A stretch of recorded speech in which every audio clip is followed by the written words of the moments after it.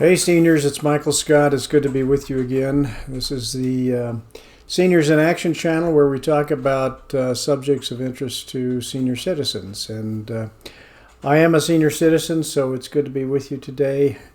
We're going to talk about visiting a national park to stay active today, and some of the about the National Park Service just a little bit, and some of the parks that we have in the various states. So we start off today by actually looking at the affiliate marketing disclaimer, as we do always. We're just saying we can make a commission if you buy something by clicking on a link in the comments field of this of the video.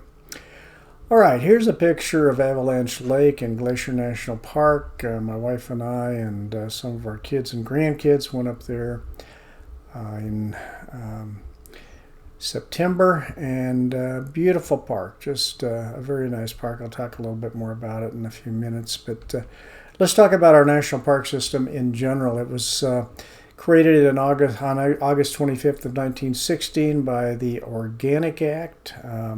Woodrow Wilson actually signed it into law, and the National Park Service manages 421 different park units. Now, of that, 62 are national parks. So some would be national monuments, some are game preserves, some are a variety of different things, battlefields, that type of thing. So 421 units. Very good chance that you've got a unit in your state that's worth visiting, but only 62 are the national parks. So operated under the Department of the Interior, there are 23 states that do not have a national park, and but I think with the majority of the states having national parks, you probably got one pretty close to you. I was born out here in the Rocky Mountains in the West, so I've used to go to Teton and Yellowstone National Park all the time, and those were about the only parks I ever visited, and I still haven't been to that many more parks. But beautiful opportunity. Glacier is a beautiful park. So here's the national parks by state. So you can look and see if you've got one close to you.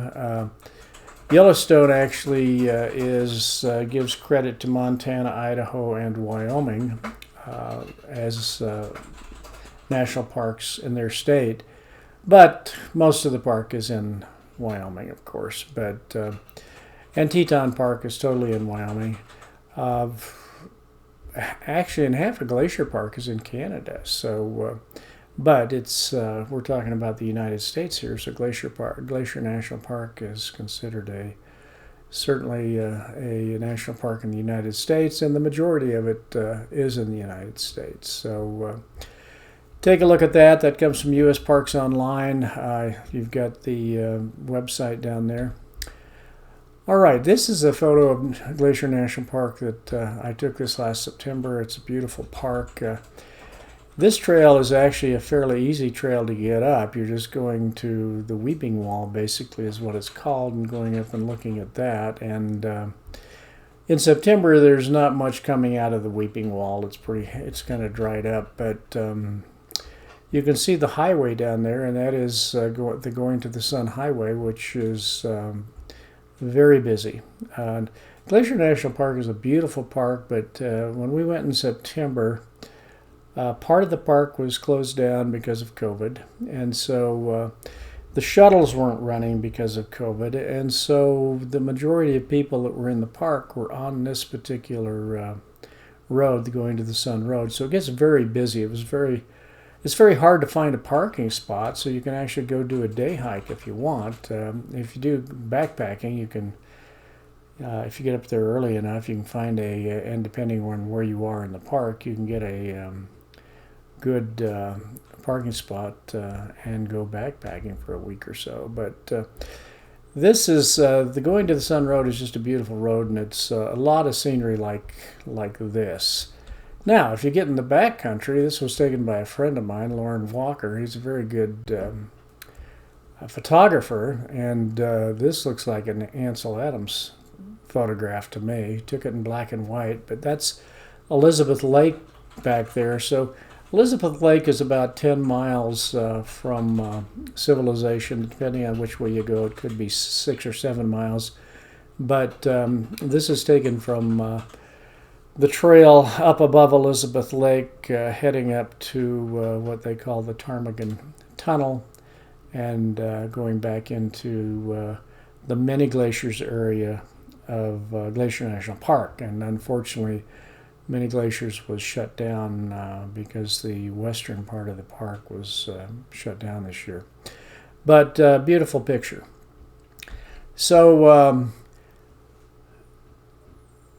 go to a park. I mean, Teton Park is beautiful. I've been there a lot. If you go there, you know, take a hike or go fishing or something. I mean, Jackson Lake is wonderful fishing. If you go to Yellowstone Lake is very good fishing. Hire a guide. It doesn't cost that much, and go out and just enjoy yourself. And if you go for a hike, just remember you need bear spray. There are bears in both those parks, as there are a lot of bears in Glacier National Park. But anyway, enjoy yourself. It's thanks for tuning in, and hit the subscribe button over there if you hadn't already subscribed.